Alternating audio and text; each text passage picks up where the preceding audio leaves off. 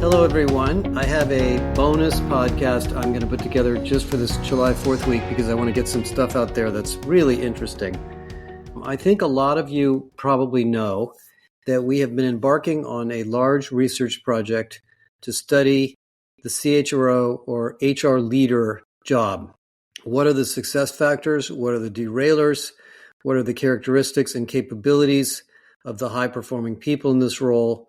How do you develop your skills to take on this role? Who are the people that have moved into this role? What are the demographics of the role? On and on and on. This is going to be a really interesting project. It's going to go on for many years, and we will share much of this with you. We will also be launching a CHRO version of our membership for those of you that are CHROs who want to get direct access to all this content and support from us. So let me give you just a little bit of sense of what we're finding so far. So we're working with a talent intelligence company by the name of Seekout, which has a massive data set. And we have collected about 47,000 people around the world that have this job.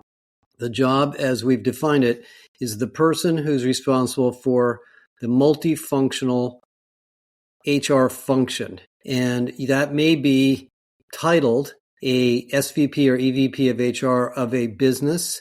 It might be a CHRO of a large enterprise.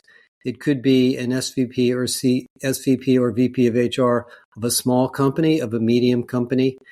And when you look at these people, they are in many shapes and sizes. Some are running HR for public sector organizations. Some are running HR for investments. Some are running HR for family offices. Some are running HR for school districts. And of course, the traditional companies in tech, healthcare, financial services, insurance, manufacturing, and all of the other things that companies do. But in all cases, when we get to know who these people are, they all have fairly similar roles in some respect that they're trying to figure out how to manage this highly multifunctional, complex, professional function in the company. And as you know from our systemic HR research, there are more than 400 job titles in HR. We have 94 capabilities in our capability analysis. By the way, we have now assessed more than 50,000 HR people. We're going to share that in another launch when we get that analysis done. So we understand the skills relationships of those 50,000 people to each other and to themselves. And these CHROs generally have EVP, Senior VP, C-level, or at least VP titles. So they are operating, for the most part, on a par with other C-level functional leaders. So they are typically the peer of the CFO, the peer of the CIO, the peer of the head of sales or marketing, and the head of legal, and so forth. Now, interestingly enough, when we started doing the analysis, the first thing we did was let's look at the background of these people. By the way, one of the ways we're evaluating the performance of these C-level or senior level people is looking at the financial performance of the companies they're in, which is actually very complex because some of these are in business units within a larger company, but also their relative score in the systemic HR framework. So we have taken 500 or 600 of them and sliced them out and look at them relative to systemic HR. In systemic HR, about 7% of companies are operating in this highly dynamic, high-performing way. So we've been looking at the level 3, level 4s as a group versus the level 1s, level 2s, and then we're looking at the financial performance of the companies and how fast they're growing also. There's a lot of analysis to do here. We're certainly not done yet, but I want to give you sort of a preview. So a couple things that I think come to mind that we're going to produce in the next report. The first is that, as I mentioned, on the video that I published a week ago, most of the CHROs did not come from their own company. Only about 18 or 19% in general, only 13 or 14% of the high impact ones. So because of the lack of succession management, lack of internal development, and probably lack of confidence of the CEO in the HR team, very few of these people grow up in their own companies. I think that is an indictment of the profession that we have to deal with. because it essentially says that we're not developing this pipeline, and C-level non-HR executives don't seem to trust the people in their own company to take on these roles, which means that the most prevalent way you become a CHRO, if you aspire to do this, is to quit your company and go somewhere else and take your expertise with you and impress somebody else with all the things you've been able to do in another company or another industry. I had a lot of time with the head of executive recruiting for CHROs at Heidrick, Brad Warga, over the last couple of weeks. And Brad has shared with me that there is a real gap in the market for C-level executives in HR, at least in the large companies where he works. The CEOs are asking for HR leaders who have the ability to go to basic principles and reinvent whatever needs to be reinvented, which is actually not exactly what we need CHROs to do, but I understand why CEOs believe that. So that's a bit of a mismatch. He believes, and he didn't share the statistics with me, but he did tell me that a high percentage of the CHROs he has placed in the last year or two did not succeed in the role. They were then not replaced, but they were then given a new leader later to help them do the job, which gets back to the issue I mentioned in the beginning, that we're not really developing these people well. And also that many CHROs, as I know from my experience talking to many of you, are not sure how to manage their own careers, because once you've reached this pinnacle role, it's not clear what the next step is. You're certainly not going to become a CEO. That's very unusual. Lena from Chanel is the only one that I know that's done that. And that's because CHROs oftentimes don't have P&L responsibility backgrounds, and it's intimidating for them. And they're just probably not really qualified to be in charge of all the other functions in the entire P&L of the company. I'm not saying that you're not all capable of that, but that's at least what the data shows. And I would say our research is bearing that out. I get a lot of calls from CHROs asking for advice on HR things, but also asking for career advice, because this is such a strange position to be in that it's not clear where it goes. Second thing I want to mention about the CHRO role, and I'll talk about the data in a minute, is there's this sort of strange belief in many companies, I'm not saying all, that the CHRO role is a job rotation. And so there's a lot of companies I talk to where a very senior executive in another business function has been given this job, not because the person aspired for it or wanted it, but because it's a developmental assignment to get them ready to be a CEO. Now, I don't have a problem with that. That makes perfect sense to me, but it is a little disrespectful to the HR function. Would you take a head of sales and marketing and give them the job as your CFO? Would you take the head of sales and marketing and give them the job as your CIO? Would you take the head of sales and marketing and give them the job as your chief legal officer?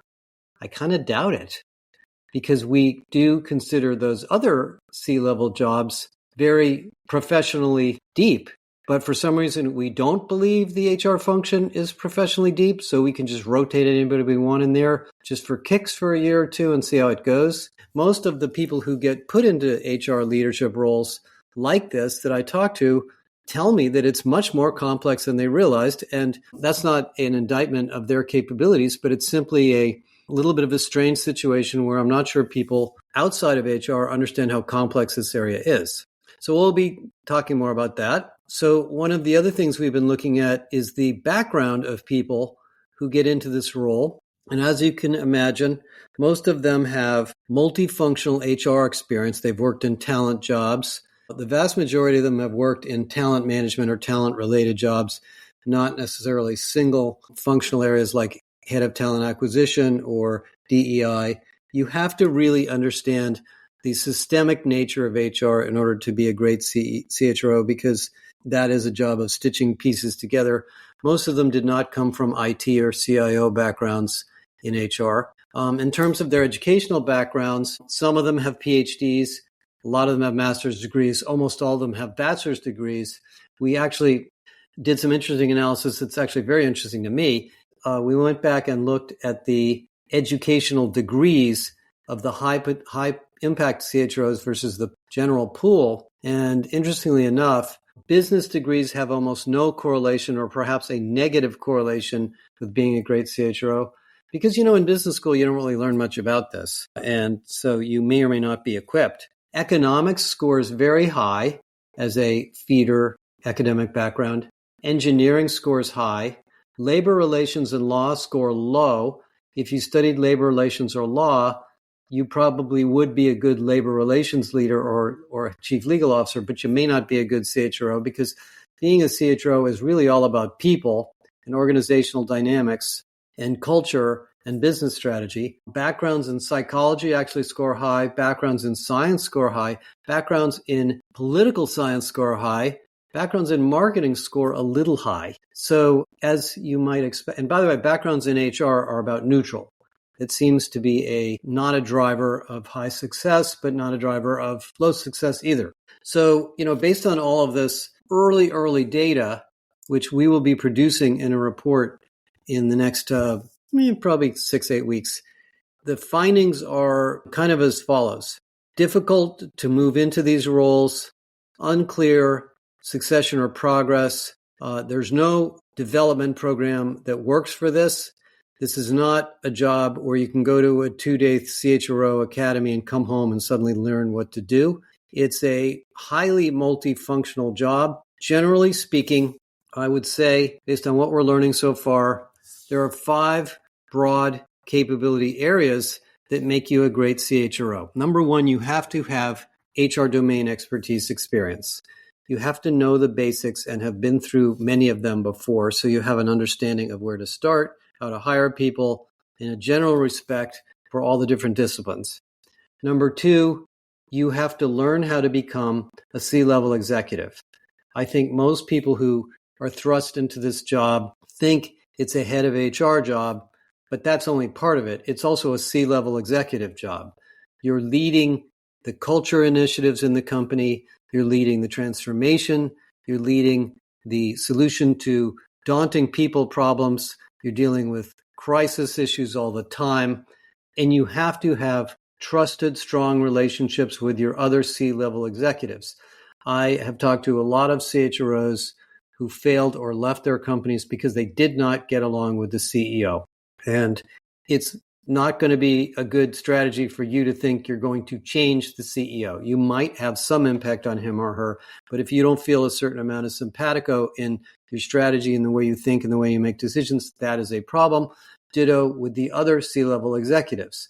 If it's a boys' club and you're the only woman and they don't respect you, I would get out of there and find someplace else to go. Number 3, great CHROs are systemic thinkers. That's why I think backgrounds in political science and marketing psychology seem to contribute to this.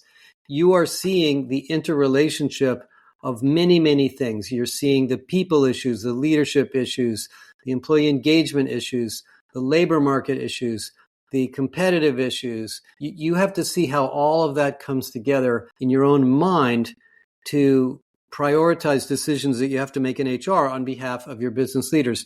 You cannot only be an order taker in a sense from the rest of the business. You have to sort of make distinct recommendations, business oriented, not just promote the DEI strategy or something but really understand how these pieces fit together. That is a way of thinking.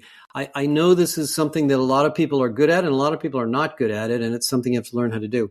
Number 4 goes without saying, you have to be comfortable with data and technology. You don't have to be a technologist, but you cannot be intimidated by it. You cannot let the CIO or the vendors drag you around. You have to be willing to invest in it. You need to understand AI, et cetera, or at least be comfortable learning about this stuff. And number 5, to me, is you have to be a really good judge of human nature. I hate to say this. Many CEOs and other business people, are not really people-oriented. They're engineering, technical, sales, whatever. And they're not thinking about all of the intricacies and subtleties and frailties of human beings. I think great CHROs have that 5th capability as well. I'm not saying you have to be a touchy-feely psychologist type of person. Certainly not, because, there's a lot of tough decisions that have to be made. But if you're not sensitive to those people issues, you're not going to be able to deal with the frailties that come up in organizations, including the frailties of your peers. So that's number 5.